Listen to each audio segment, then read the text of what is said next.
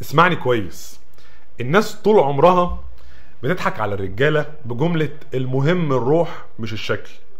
بس الحقيقة ان الست اللي تعجبك شكلا اصلا هي اللي بتخليك تعيش فعلا، وهي اللي تخليك تصحى الصبح عايز تكسر الدنيا، تشتغل وتنتج وتحقق وتبني. اما المشاكل فهي كده كده موجودة، سواء بقى متدينة او لا، جميلة او وحشة، مصرية او اجنبية، كله فيه وجع ومزاج.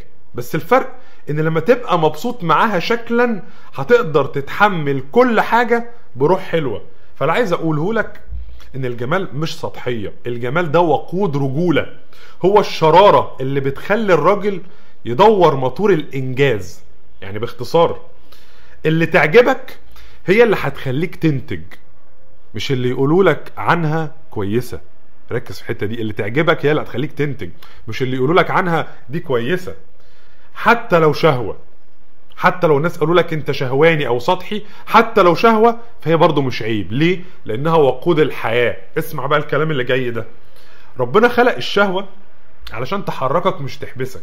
يعني من غيرها الانسان يبقى